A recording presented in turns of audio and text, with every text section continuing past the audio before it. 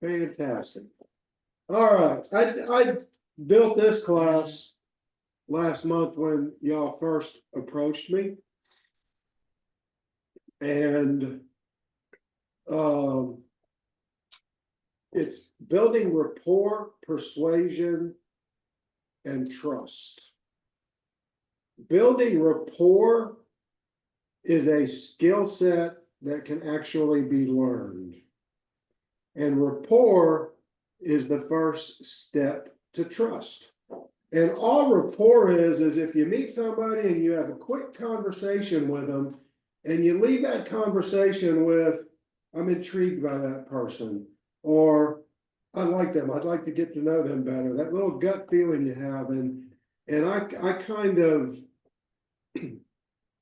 compare it to speed dating, if you will, where you're answering questions just to see if there's the right vibe. Persuasion comes into play for us because at some point during this, we've got to be able to extract information that we need to move our investigation to the next stage. The persuasion part of this is very tricky because if you go in too fast or too slow, you might leave the person with that ick feeling like, oops, they've got ulterior motives. Peace out, and your conversation crashes, and you've only got one opportunity to make a good first impression. So there's a couple things that I never teach. I don't teach pretexting because it's actually a felony in several of the industries that I deal in the Fintech space, auto recovery. And I have learned over the years when you practice pretexting, the individual that you did it with eventually is going to find out, and then they're going to feel dumb. They're going to feel like they've been had, and you never get an opportunity for a second bite at the apple because they have been tricked. So that's why I don't teach it. And I don't teach hacking because those are two dark arts that can get everybody in trouble. And you really, once you start to understand human behavior, holding conversations, and a term called elicitation techniques. Elicitation techniques is done by the FBI's Human Behavior Group, the Marshals, and it's a way to frame questions to where the individual really doesn't have a choice but to answer it just instinctively. And I'll give you a little info on that and where you can learn more about it. But we're just going to start off with what my opinion of Skip Tracer's primary skill sets are. There's a part of all of our brains that deals with pattern recognition. And as Skip Tracers, that's what we're looking for. In every investigation you have, every human you look for, they have patterns. My dad used to say a leopard can't change its spots. And I like to say the same thing. If you're looking for somebody and they used to work out at a particular gym, they didn't stop working out. They're at a different gym with a different group of people. All they've done, they're living the same lifestyle, the same likes, the same dislikes they've always had. They're just in a new location. So it's our job to find those patterns, but pattern recognition can be a little tricky. You have to apply inductive thinking to it for it to be a true pattern, because every conspiracy theory that man has ever had is because they had patterns: the face in a cloud, Marilyn Monroe in a piece of toast, but you're the only one that can see it. Someone else can't. That's because the inductive thinking or reasoning wasn't applied afterwards. And that comes with data sets can prove the pattern, conversations, human intel, more often than not, are a great way as well to make sure those patterns are actually factual. Next, I can make a skip tracing, folks. as difficult or as James Bondish as I want. May of this year, I'll be doing this for 40 years now. And I've never split my time and do collections this part and skip tracing this part. I've done nothing but skip tracing for 40 years. So I can really tell you that when we get down to the bottom line of all skip tracing is, in its most basic foundation, is talking to as many people as we can until we come across the few people that have info we don't. So instead of fishing with a rod and reel, we're throwing a cast net. And that's why I'm constantly looking for new people to talk to about somebody to gain info, no matter how small it is. It's like kind of like building a breadcrumb trail. That's what you're doing. You're getting a little breadcrumb with each conversation. You're putting them together to take you from point A to point B, which is where the individual is located. Everything we do when we talk to people on the phone, in person, doesn't matter, starts with a baseline. And this is the term that polygraph people use. If you've ever had a polygraph test, once they hook you up to all the machines, they're measuring your heart rate, your pulse, your body temperature, your body moisture. All that's being measured with those different electrodes. And they ask you a series of questions that they already know the answer to, because what they're gauging is all those different biometrics I just said. They're gauging the results of the polygraph when you're in a state of comfort, because you're asking simple questions. You're under no anxiety or duress. When they get to the questions you're really there for, that's the anomalies of the little spikes that you'll see them circle, because they'll go back to that question and compare baseline to the anomalies. When people are under anxiety, stress, anger, all the bad human emotions, those are usually signs of deception. You're never going to be able to tell if someone is lying, as they call it. There's 1,000 books out there on how to be a human lie detector, and it's impossible to tell if someone's lying. You know, the old, oh, I know he's lying because he won't look me in the eyes. Well, a good liar will look you in the eyes all day long. I could lie to the Pope and stare him straight in the face. Why? Because I want to see if he's believing what I'm saying. Do I need to alter part of my story? Do I need to add to it? Stop talking. So what we can judge is discomfort, and you can get very good at judging discomfort and knowing where to deep dive your questions, when to pull back, reroute them, reframe them. And I have a class that y'all might be interested in a different date, advanced conversational skills, that'll take this class to a different level. So we start with the baseline because the number one thing that all humans seek, and it's why the baseline, and you can do it verbally, you can do it in person. It's not all about body language, etc. It's about their voice, their pace, their cadence, etc. But the one thing that all humans seek is comfort. Everything we do is in search of it. Where we work, how long we work, who we pick as significant others, where we live. It's all about comfort. Fire was invented for comfort. It gave us heat and it cooked our food. But everybody's definition of comfort can be a little different.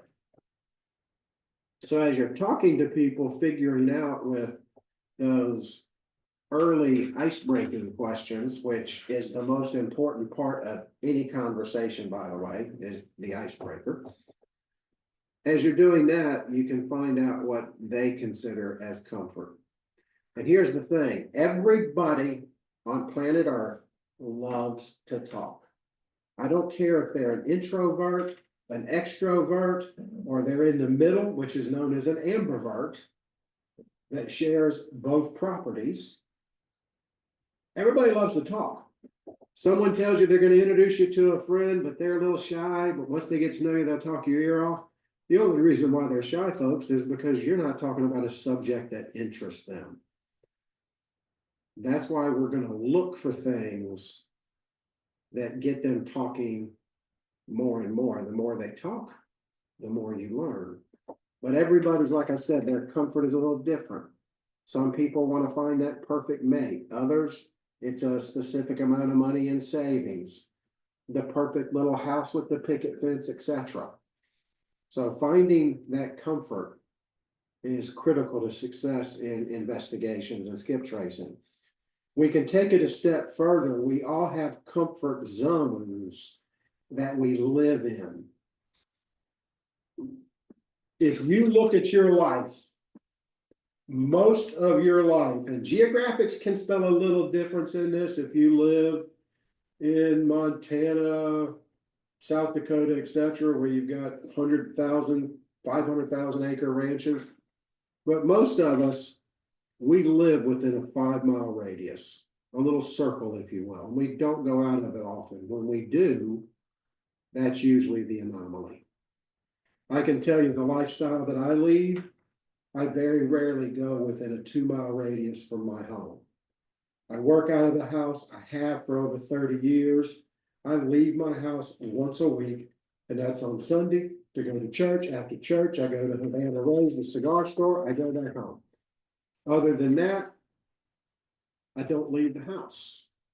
There's a comfort zone that you can see with LPR technology, etc., that we all live in. You go to work the same way every day and back home. You go to the grocery store the same way and back home. You go to the gym, the coffee shop, the grocery store. Your skips are no different. Again, there's brand loyal, everybody is, so they're still going to Starbucks, just a different one. When I talk about human behavior versus human nature today, a lot of people make these two subjects so much more complicated than they actually are. The only difference between the two is free will. We're the only mammals on the planet to have it. We get a choice of what we do and don't do.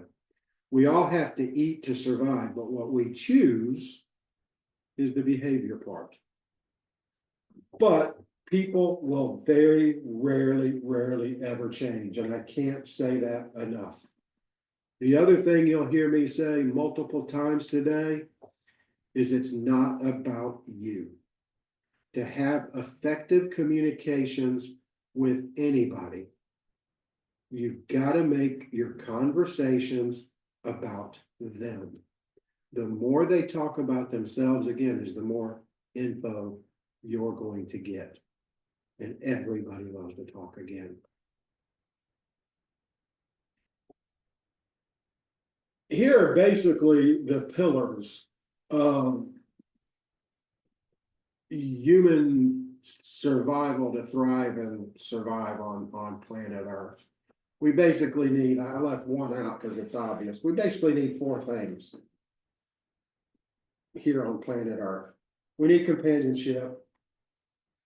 We need entertainment to keep the mind active, shelter, and food. But even though every human needs it, free will comes into play. We get to choose our friends and our mates most of the time. We choose where we live.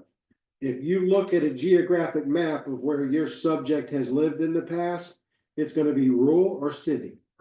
And if they have primarily in their past lived in the city, you're not going to find them in a rural area because the quiet will drive them insane, and vice versa. That's where you start to look at patterns. And when I talk about entertainment, I'm not talking about movies or television, although they tell me a lot about someone's characteristics. What I'm talking about here are hobbies. I would love to see 2 things on every application I look at, or every consulting thing I do. The first is nicknames, because that gives you instant rapport. If you know someone's nickname, you can call me all day, every day. And if you ask for Anthony, you're going to be told he's not in and you're speaking to me. My real name is Anthony Alexander Price. 97% of the population does not go by their birth given name. They have a nickname.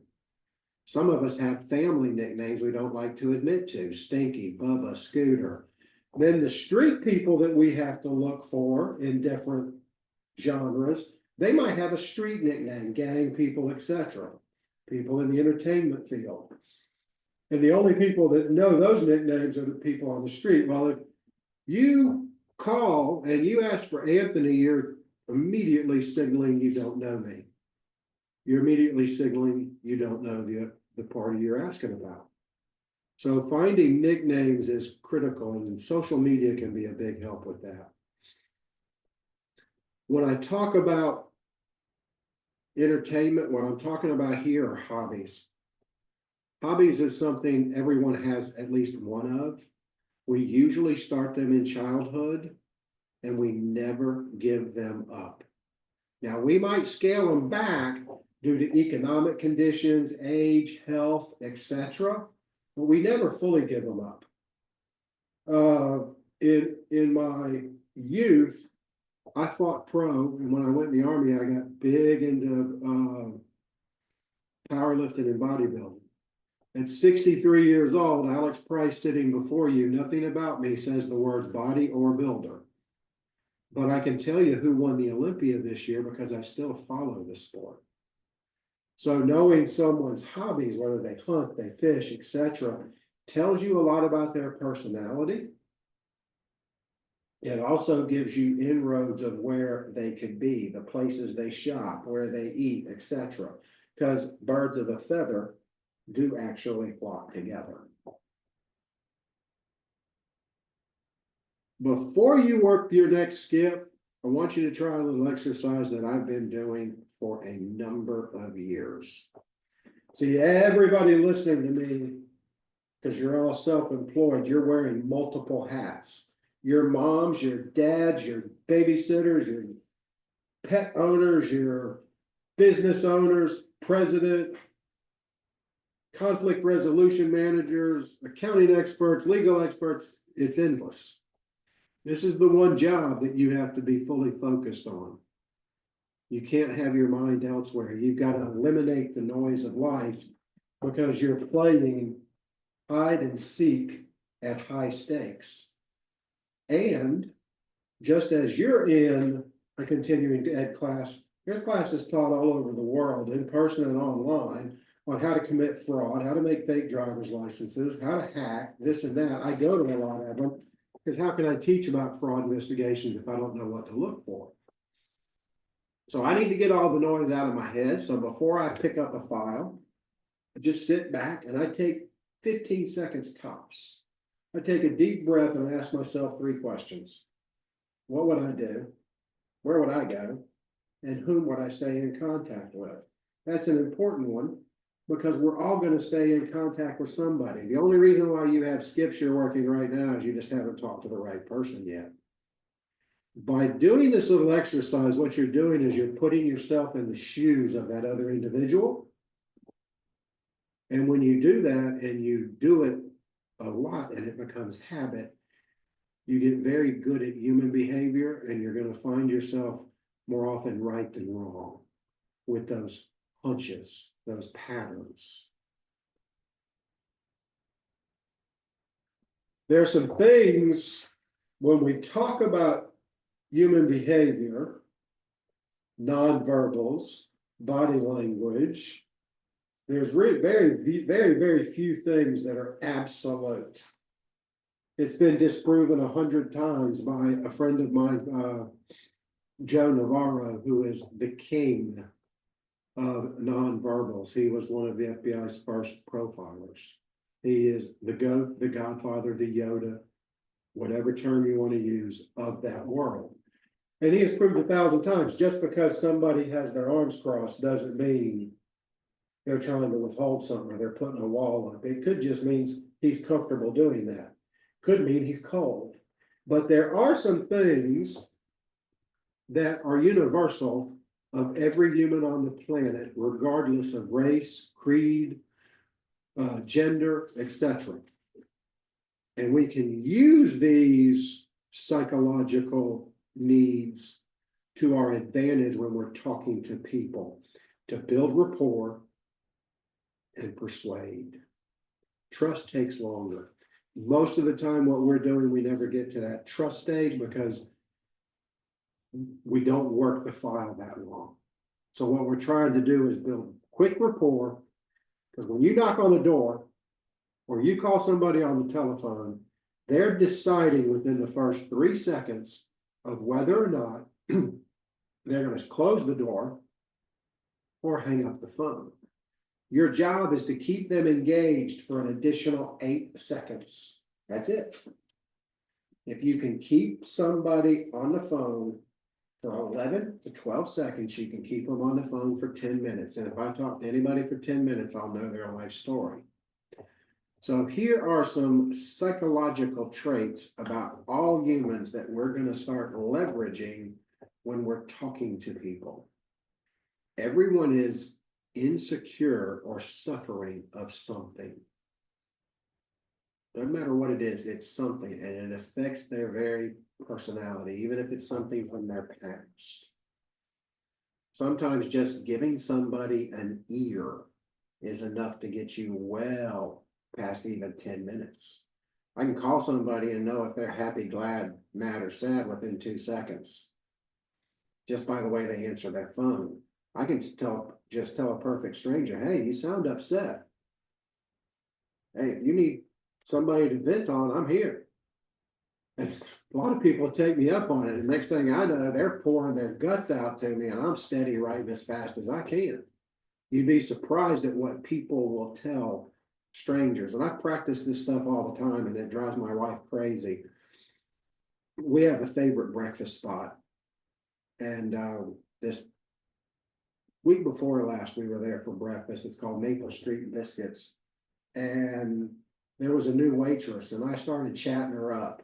And when she'd walk away, I was making little notes. By the time we left, I had her mom's maiden name, I had her birth date, I had her address, most of it, everything I needed to commit identity theft.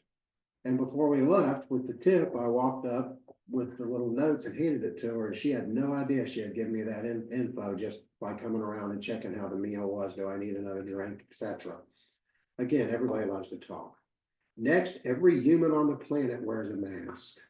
I'm not talking about the COVID mask. I'm talking about the mask that we put on and take off depending upon where we're at in our day, in our personal and professional lives.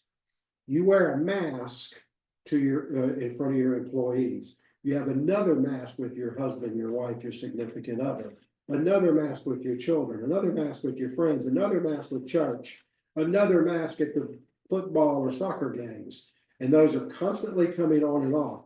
If I talk to 10 different people and I ask them about you, I will get similar responses, but little differences because you haven't shown them certain sides because of the mask you're wearing.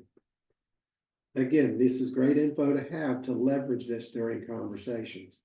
The funny thing is every human on earth, probably everybody in this room, pretends they don't wear masks. They make statements like, not me, you take me or leave me. I'm transparent. It's just not factual. And then here's the big one. Every adult is the product of what happened to us as children. Good or bad, doesn't matter. If we had a bad childhood at some point in adulthood, we draw a line in the sand, whether we're going to repeat the sins of the father or the mother, or we're not, and we go in the total opposite direction. Those events is what shapes who we are. It's kind of like by the time we've reached high school, we're pretty much who we're going to be as an adult. There's subtle changes to people. I'm not the same guy that I was before I went in the Army, even though that was 45 years ago. But the Alex that came out of the U.S. Army was a little different, a little bit more respect, a little bit more discipline, etc. But I still had all the same likes, dislikes, and most of the same beliefs. That's why I love going to classmates.com, reunion.com, and I like looking up the person in yearbooks. That is great information to give me a little psychological edge, because voted most likely to succeed was in the drama club, the speech club. That tells me a lot about who they are, because they're going to have the same interest. Here are some basic psychological needs of all humans, and this is when we really start to leverage. Everybody wants to feel significant. Do we make an impact to those around us, and how do we impact them so we can repeat it? Every human seeks approval, whether they want to admit it or not, either from a group or an individual.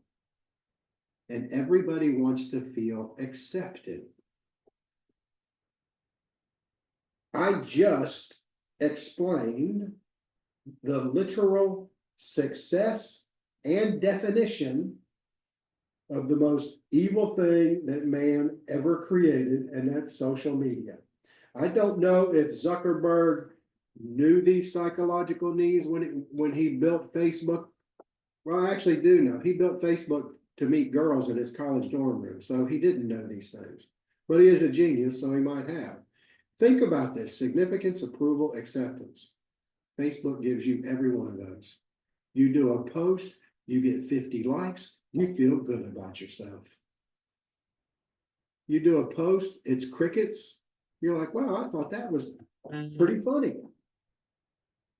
You're in groups on Facebook and LinkedIn. Why? Birds of a feather flock together. Secondary needs. Facebook's going to do the same, or social media, the same thing. We all want to feel intelligent. We want others to see us as intelligent or an expert in something. That's why offering or asking for just advice is so critical, because it hits on, you think they're intelligent on that area, they're an expert. Something simple. How do you keep your grass so green when you're at their front door? Boom, they'll start talking about their grass. That leads you to the next step of your conversation. We all seek recognition. What do others think of us? Even though we like to say we don't care, we do. Another way of putting this in a social media way is, this happens at least once a week that I see. Somebody will post a picture of a new car, a new RV, a boat on vacation, and it's inevitable. Somebody will post, must be nice. Immediately, the individual will justify what it took for them to achieve that new car, that dream vacation, etc. We want other people to realize what it took for us to get from where we started to where we are. And we want to feel important. Those are the primary and secondary needs of every human. So as we're talking to them and we're making the conversation about them, we're triggering these primary and secondary needs that make them want to talk. You're going straight in saying, do you know where Jacob Fatua is? You just lost the conversation because the icebreaker was wrong. Here are the three characteristics of all humans that I really drill down on: habit, curiosity, and we're social creatures. If Facebook, X, LinkedIn has proved nothing more than that, it certainly proved we're social creatures.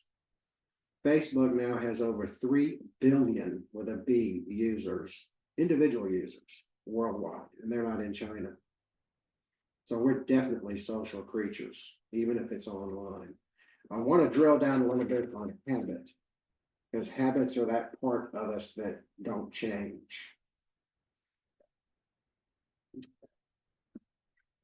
Think of your own life. We use the same 2 ATM machines pretty much every time. Anything outside of a mile or 2 mile radius of our work or our home. Now, the invention of the debit card changed how often we use ATMs, but cash is still king. When we do use them, it's gonna be within that 1 mile to 2 miles of work or home. We eat at the same 3 to 8 restaurants, week in, week out, month in, month out, depending upon what our taste of the day is. If something new comes into town, we try it, we like it, we put it in rotation, we will drop one of the others. And we shop at 1 of 2 grocery stores, something for a quick item on the way home, or something weekly or bi-weekly close to home. We use the same Walgreens, CVS, whatever, pharmacy every time because it's too much trouble changing from one to the other or getting records, etc. Your skips are no different. They're living life just as you are. We see people in our industry at their worst. They've made some bad choices, some bad decisions, and we see them at the most of the time at low points in their lives. And we forget the human condition. And they're living their life the best way they know how. But they don't stop the same things that we did. So that's why I put myself in their shoes before I ever even look at the file. Some conversational do's. The first is you want to make every word, every action, your facial expressions. Even if you're on the phone, you want to smile because it comes through like a bullhorn if you're not in the best of moods. If I'm not Alex's best self, I'm not picking up the phone. I would have canceled this webinar and done it another time because it screams through the phone. It screams through the camera. It tells the person, I'm making everything about them. They are important to me, meaning they're significant. I'm looking them in the face. I'm smiling. I have good posture, whether it's over the phone or in person, because it shows they're significant, they're important. When I'm talking to people, I paraphrase what they said because I want them to know they're important enough for me to not only remember what they said, but make sure I remember it factually. We make it about them first. I prepare for any conversation I have as best I can. I will not go to a meeting unless I know who's going to be in it. It's hard in this environment, but normally I won't go to a meeting unless I know the topic and who's going to be in the room, because that will allow me to do a little research on the person. Go to LinkedIn, see if we've shared any contacts, anything that can help me that I can put in my back pocket for the eventual and inevitable point of the conversation that dips, that I can throw out there to get the vibe and momentum going back up again. I never talk to more than one person at a time because I can't make multiple people my primary focus. I ask open-ended questions. In the conversational class, I go over multiple different types of questions, but the two most important to know is open-ended and closed-ended. A closed-ended question is a prosecutor's question, a police officer's question. It requires a yes or no answer only. An open-ended question is a mom's question, a reporter's question. It gets you to tell on yourself without realizing you are, because it requires a sentence or more to answer. So you're past the 3 seconds with the good icebreaker. Excuse me. I'm getting over a head cold, so I apologize for all the throat clearing. You're calling people all day long, you're knocking on doors, somebody opens the door, answer the phone, and you ask the worst possible question you can ask, and that is Alex in. Followed by a pause. And then who are you? You're now on defense, not offense. You've gained no information, and that conversation's about to crash. Someone's hanging up or slamming the door. You revert that to something open-ended and say, hey, let me speak to Alex. He was helping me with something. Now they've got to answer it in a different way. Oh, he's not in. He's at the store. We're separated. He's in jail. Any number of things. That's what elicitation means. You're eliciting a response and they have to do it. Mentally and psychologically, they have no choice. I ask follow-up questions to prove their importance. I mean that I want to get the facts straight. And I listen and analyze everything in what I hear. I listen in the background. If I ask for Alex Price and someone yells out, "Hey, Bear, telephone," I'm making a note because his nickname's Bear. The next person I talk to, I'm going to refer to him as Bear because I'll get more information. When you're talking to people, you want to lay a foundation of comfort.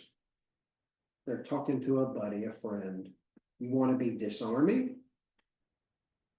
You want to be curious. The best skip tracers are curious. A lot of this, I'm telling you, again, are skill sets you might have to learn because they can't be faked. People can see through them very easily. I don't know the age bracket of everybody. These are the two greatest communicators I've ever seen. And yes, I understand they're fictitious characters, but the two individuals that played Columbo and Andy Griffith were doing things that weren't even fields of study. That's how good of actors they were, and that's how good the writing was. I think Columbo should be mandatory viewing at least season 1 for every skip tracer in the world. Does that guy look like he's a genius with the wrinkled rain jacket, the scraggly hair, the unlit cigar? No. He made everybody think he was foolish, and because of it, he made them look foolish. He wasn't grandiose. He wasn't full of self-importance. When people would ask him who he was, he'd say, "I'm just a cop." He was the head of homicide for Los Angeles County on the show. Only person over him was the mayor. Andy Griffith took comfort to a new level at church on Sunday. On Sunday, the family took you out of jail, took you to church, fed you Aunt Bee's fried chicken, and then put you back in the cell. You can't get more comfortable than that.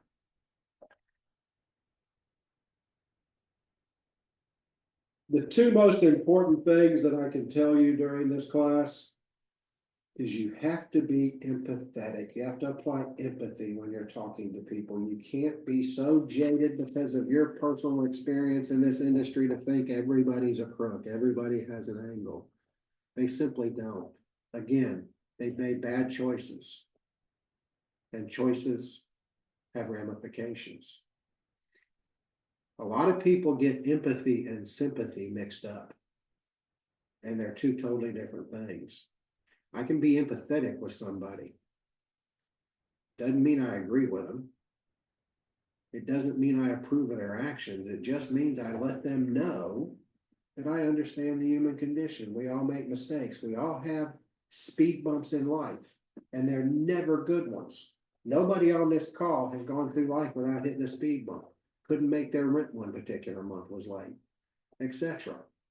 So being empathetic is one of your best tools you can have to find information on people, to break that barrier from rapport to persuasion. Next, this is a biggie.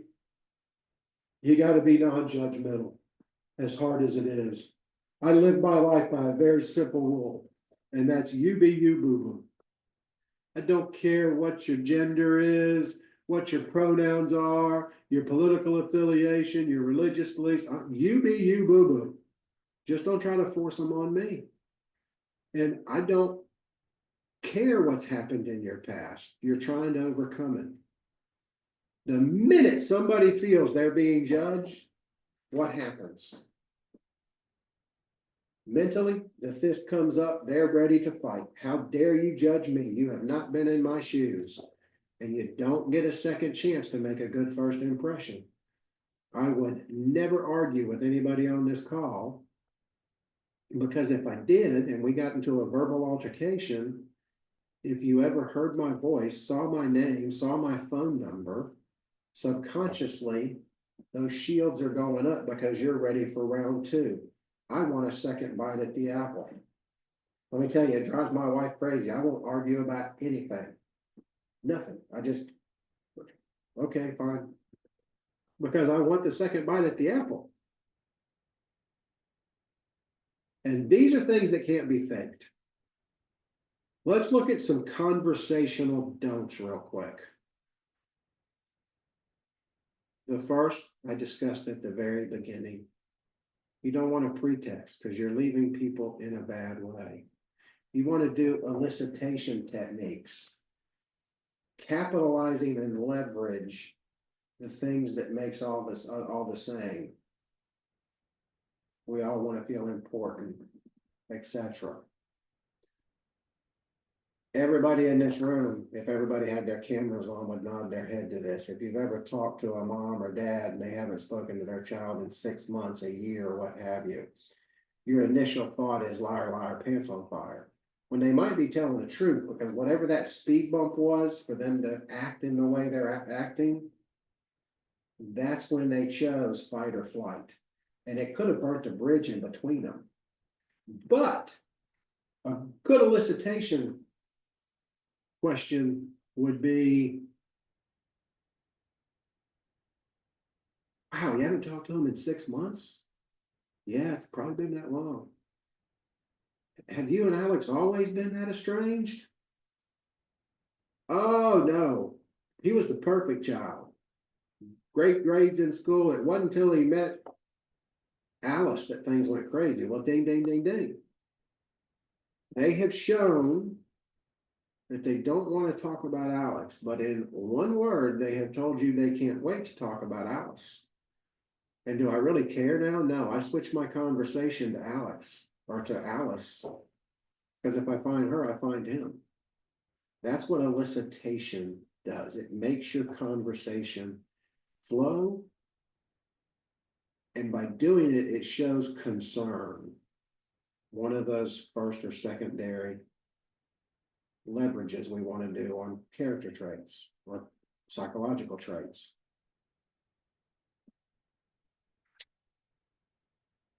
I said Facebook is the most evil invention in mankind history. The second one is one of these.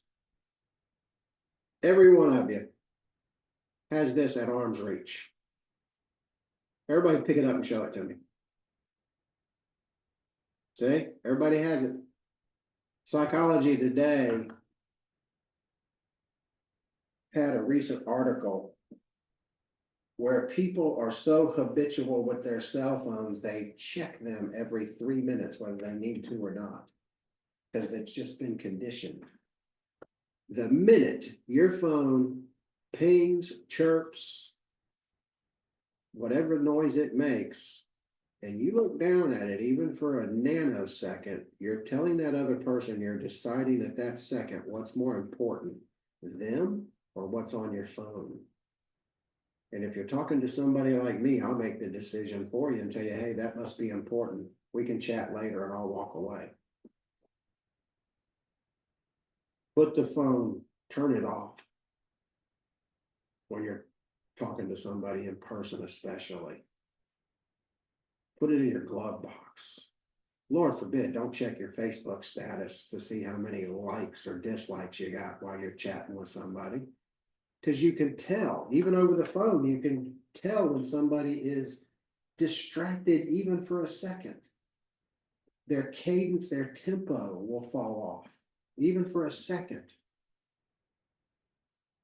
I don't wear a watch ever, because the same rule applies.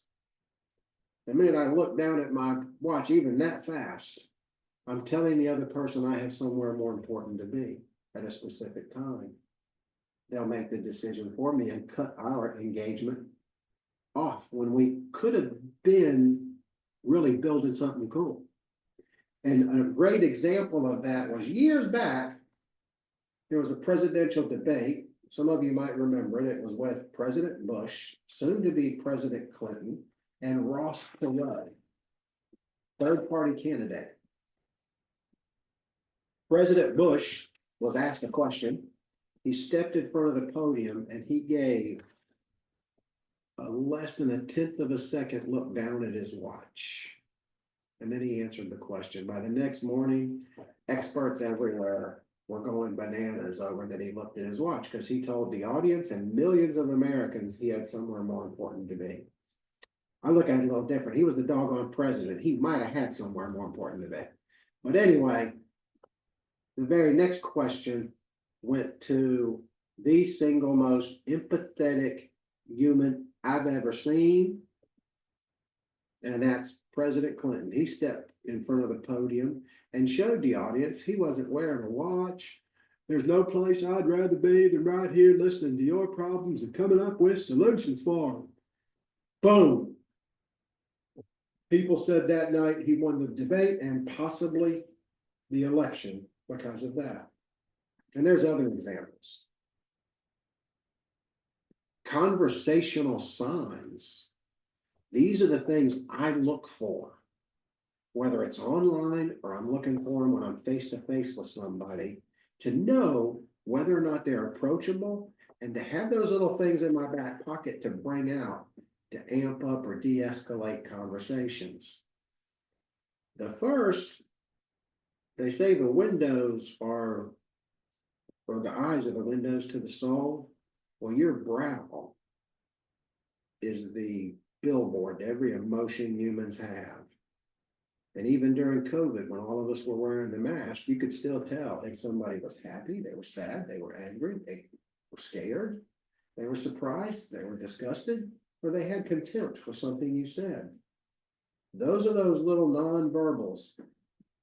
You can actually hear body language and nonverbals because all nonverbals and body language is it's the body's way of reacting when you're doing your best not to verbalize it. The brain and the body fight. So you do a little smirk for less than a second. You ever seen somebody, especially on television during interviews, they'll say no, but for a brief second, their head will nod yes. That's the conflict between the mind and the body. So I'm looking at the brow to see what their emotions are at that particular moment. That tells me whether they're approachable or not. Here's some micro expressions for every one of those human emotions I just talked about. And again, it's flashes across the face in less than a tenth of a second. I look at blink rate. On average, every human in their resting, most comfortable state blinks about 22 times a minute. The more comfortable we are, the more focused we are, that number can drop substantially. But on the other hand, when we're feeling stressed or we're having anxiety, that blink rate can go up to over 77 times a minute, where it looks like a strobe light. Watch interviews with politicians and movie stars. When they get those softball questions, they're relaxed. They're laid back in the chair. The minute someone starts talking about asking questions that makes them uncomfortable, they'll lean in and their blink rate will go crazy. It's a natural instinct of the body to do it. The mind and body are fighting. This is what I look for. This is the perfect human being on the planet to talk to. It's the head tilt. Every mammal on Earth does it, from a dog to a dolphin. The head tilt is telling you they're friend and not foe, because they are exposing to you, along with the smile, the most sensitive part of the human body, and that's the carotid artery. They're saying, I'm friend, I'm not foe, please don't hurt me. When your dog does it, it's not that they understand you. They're telling you, I'm your buddy. Don't spank me. This young lady is ready for a conversation. She's done everything but the hair flip.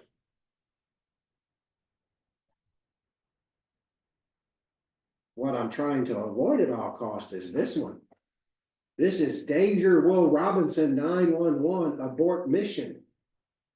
She's got her head tilted forward. She's protecting herself with the hardest part of the human body, which is the crown of the head. She's got the chin tucked in. You don't have to know a thing about fighting or boxing to know that getting hit center chin's called getting hit on the butt and you're going sleepy time. Her shoulders are squared. She's got a stone cold killer look in her face. I'm avoiding her and coming back later because there's no de-escalating that look. I'm observing before I talk to people. And I'm observing a couple things. In the wild, I'm looking at facial expressions, I'm looking at body language. I'm listening to their voice. I'm listening to their verbal style, I'm listening to an accent, and I'm listening to the content. Some people will never cuss in a million years until they get under duress, stress, or anxiety. And then they're a sailor on leave. So I'm listening to these things before I go into conversations. I asked everybody to turn your cameras on. This is my office. What does it tell you about Alex Price? Quick observe. Well, it tells you that I'm a history buff. I collect antique maps, anything pirate related. I've got a Roman helmet from Italy there. I'm a Scotch and cigar guy. I'm a tech kind of nut. And I'm always cold with a space heater. That's why I ask people to turn on your cameras. And Chris with Resolve. Didn't you say your name was Chris Resolve? Yes, sir. You're using the little fuzzy thing to make your background fuzzy. May I suggest you eliminate that? Because when you're on Zoom calls and you have that fuzzy in the background, it's been proven that you are up to 60% less trusted than if people saw the background no matter what it was.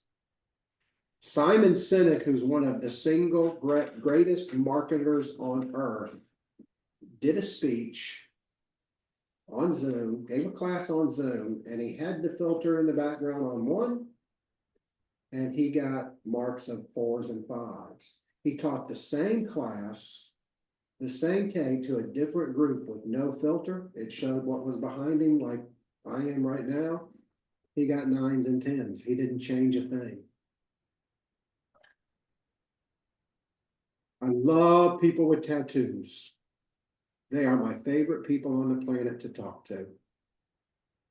If I see somebody with a tattoo, I know within 60 seconds, I'll know about everything I could ever want to know about them, because all I've got to do is say, hey, that is beautiful ink. The line work's impeccable, and the color saturation is unreal. It looks like a sticker. That's my total knowledge of tattoos, and I learned it watching Ink Master. But nobody gets a tattoo. I have one. It's right here. It's an A for airborne when I was in the Army, and about 20 of us got in trouble. Ended up in the stockade on leave, and we did this while we were waiting on our black hat to come get us. So there's 19 other guys out there with the same A on their hand. But if you say that to them, they will respond and they will tell you where they get their tattoos, the artist, because they are loyal people. They'll tell you what the tattoo means. They'll show you other tattoos. Boom. You're past the 8 seconds, you're already into 5 minutes, and you hadn't even gotten past saying it's a beautiful, beautiful ink. And one of my greatest examples of it happened about a year ago. I was at DFW Airport coming back from a speaking gig, and the flight got delayed. And I'm sitting there at the gate, and right across from me is a very well-dressed gentleman and young lady next to him. And he had his sleeves rolled up extra high. Most guys roll their sleeves up to the forearm level. He had his sleeves rolled up past his elbow. And he had a tattoo on the outside of his forearm here that did look like a sticker. It looked like a painting. It was very interesting. It was a gold bar and it looked three-dimensional. And on one side it had a little devil, and on the other side it had a little cherub. To that fable of having a devil and a shoulder on our shoulders that help us with decisions. And I just told him what a unique tattoo it was and that it looked like a painting. Well, he went off to the races. He was a hedge fund guy and he was making millions of dollars. And the more money he made, the more into drugs and the more infidelity he did. And the more he spiraled down, the more he made. He lost his job, he lost his license, his wife left him, but she never gave up on him. And he was now working again, and that tattoo reminded him that all that glitters is not gold. I forget his exact verbiage, but the guy told me a 10-minute story on the one tattoo. We sat there and talked for an hour and a half, all because I said, hey, dude, that's a cool tattoo.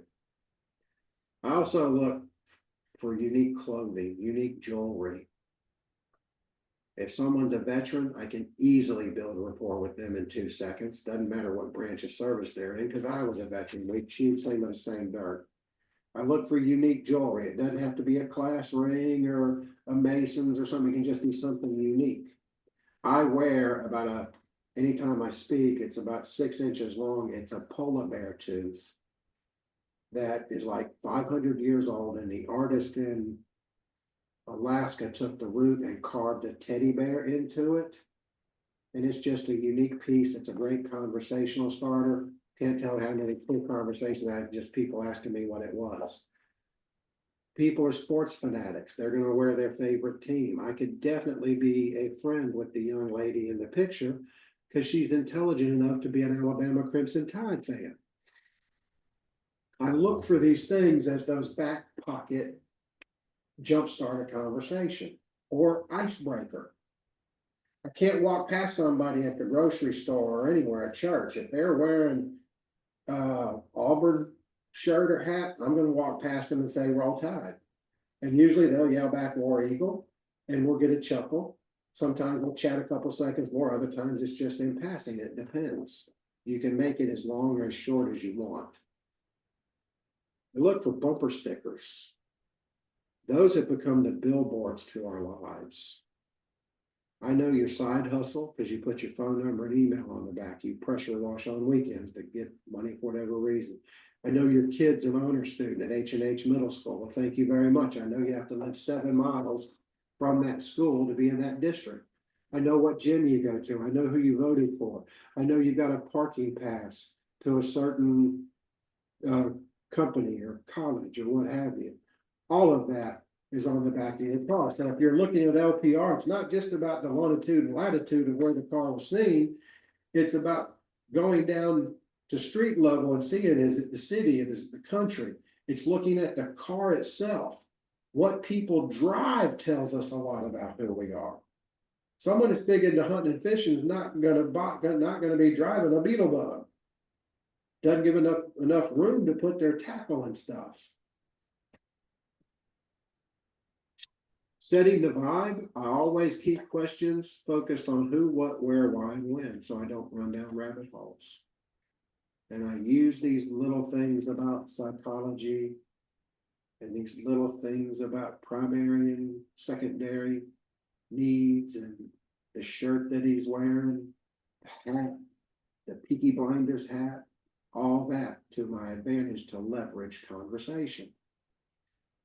I'm controlling the conversation. I'm always smiling. I keep eye contact or I keep focused. Even if they're doing all the talking because I made it about them, I throw in a Really? Because one word can mean anything. Really? Really?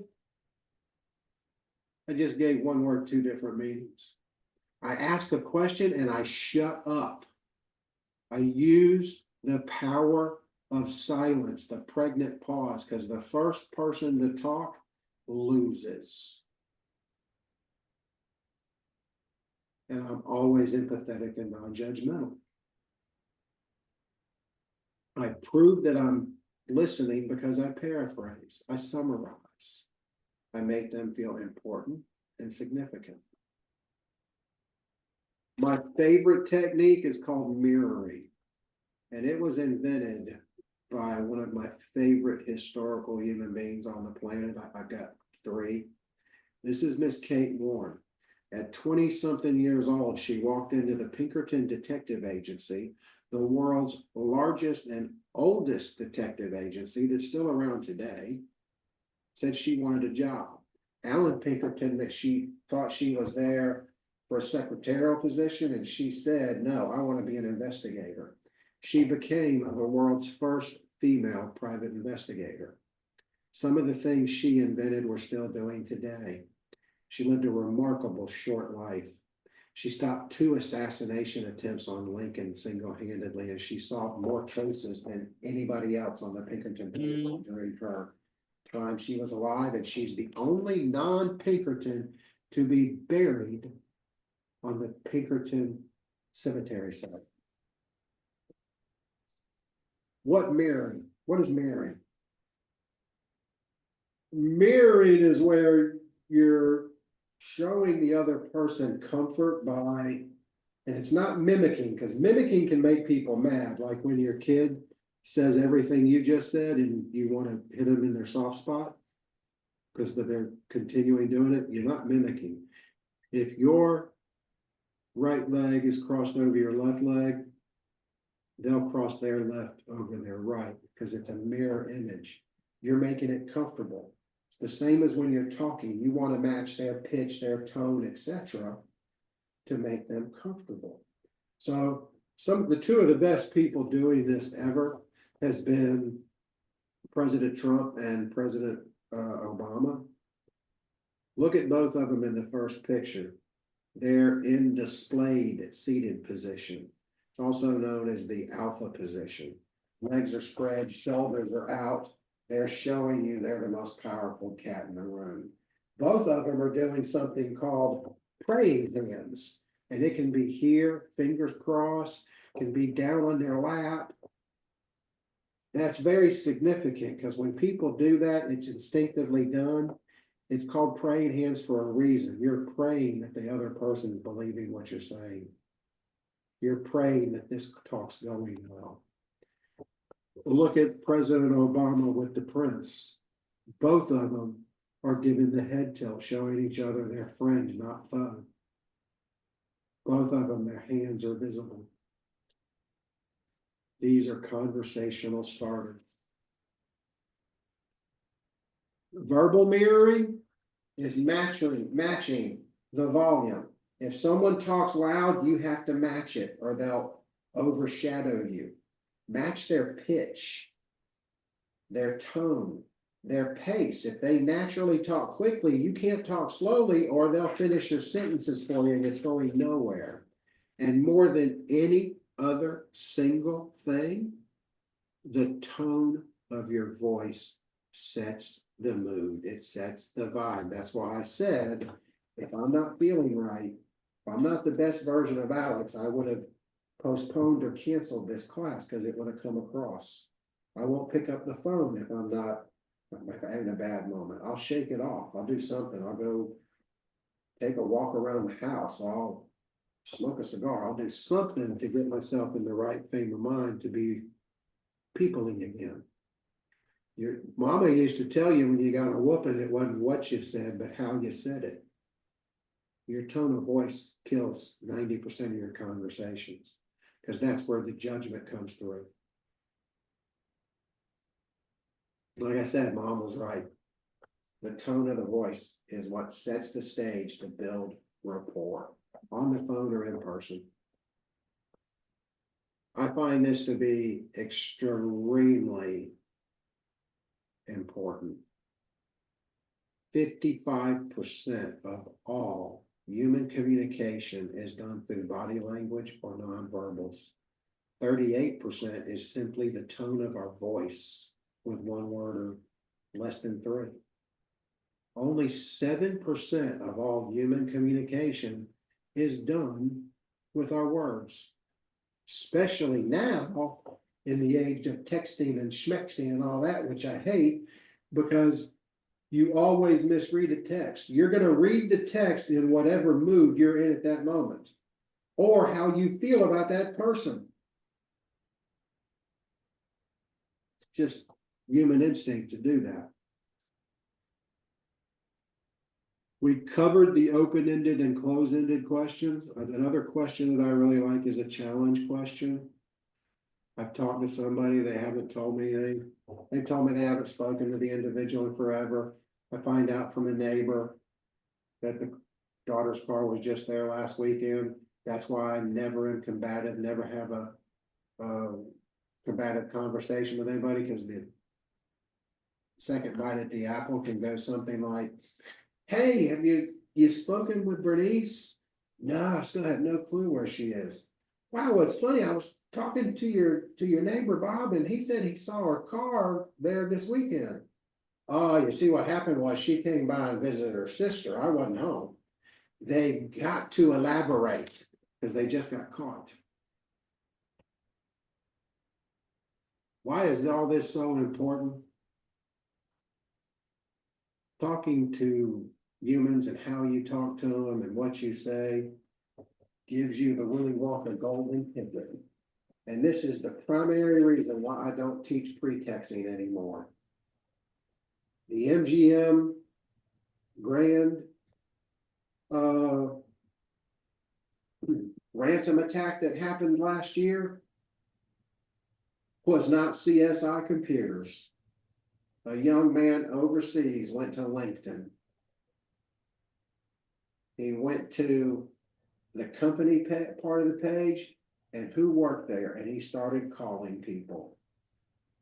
And somebody picked up the phone. He got transferred 3 different times.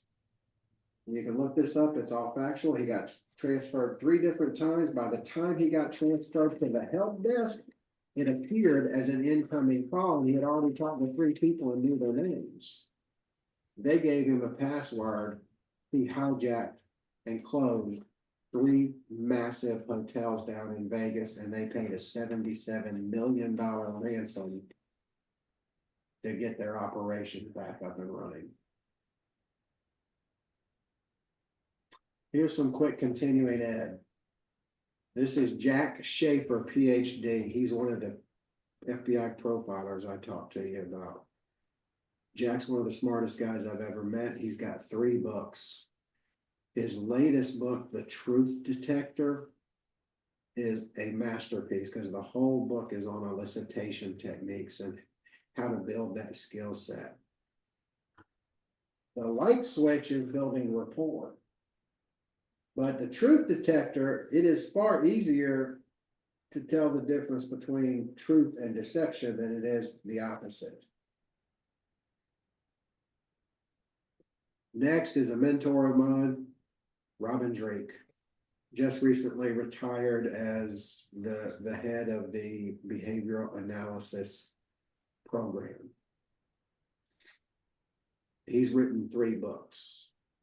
Hey, Alex. Yes. Let me interrupt you for just a second since we're so close to time right now. I just wanted to let everybody know now would be a great time if you have a question you'd love for Alex to address before he finishes. Go ahead and put it in the chat now, and we'll make sure he's able to. I think I've got 2 more slides left. This is where I'm coming in for a landing. Now's the time then. All right.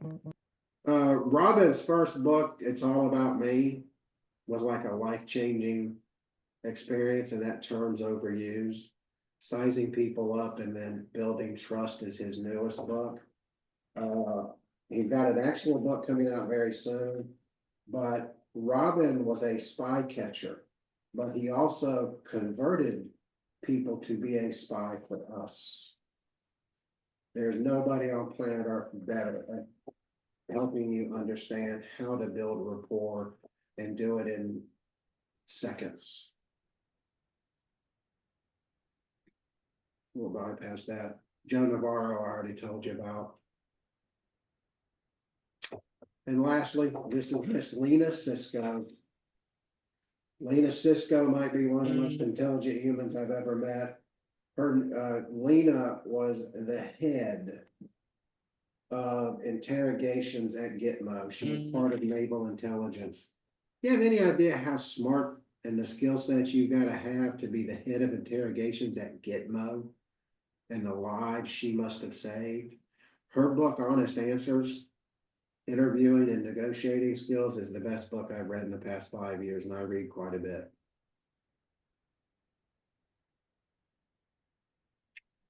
Let's pass this stuff here. I have a private Facebook group if you want to keep in contact with me. It's called Skip Gurus Tribe, and it's an apostrophe S.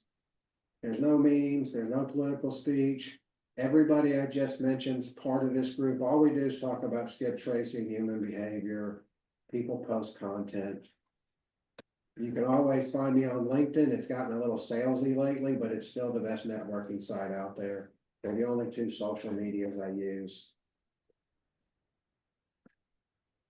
And here's my contact info if anybody has any questions whatsoever. I'm currently the Director of Training and Development for an online data company by the name of Locate Smarter. If you ever have any questions about skips, data, etc., I've used every database and been the data tester for many of them, going all the way back to Hank Asher's first data company he had back in the late 80s. With that, I am done. I see 22 things in the chat, but I don't know if those are names and emails or if I put everybody to sleep or what. Normally during this time when we get to the QA, it is always crickets because I've flooded them with so much info, they don't come up with questions till an hour later or a day later. That's why shoot me an email or messaging me in Skip Guru's Tribe is so effective because they may not think of a question for a week. So if there's no questions, doesn't hurt my ego at all. It's common. Well, I have one, Alex. Because I was getting other stuff out of the chat and into the chat at that time, I missed a bunch of your book recommendations and would absolutely love to have those slides available where we could share them again so that people could come, look those up. Is there maybe a way for us to get that information?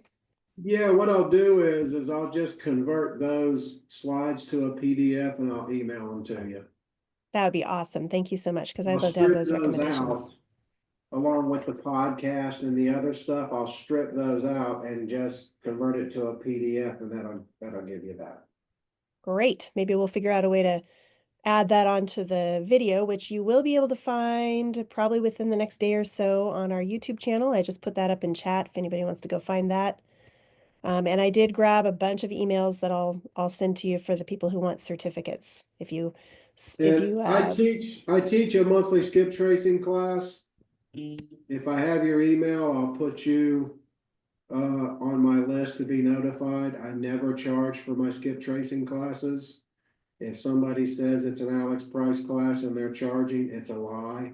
Both my kids were smart enough not to follow in my footsteps. So at 63, after 40 years, if I don't share this info, it dies with me. So I never charge for classes. And with that, if there's nothing else, I'll end this the same way I do everything. Everybody be blessed, be safe, happy hunting. If you'll email me the list of their names and email addresses, I'll make sure everybody gets their certificate of attendance, ma'am. Wonderful. Hold on one second here. I got one last email to grab. It's just gone up in the chat. And then we'll call a halt. Thank you, Alex. This has been fantastic. Such good information. Well, again, everybody be safe, be blessed, and happy hunting. Thanks, everybody.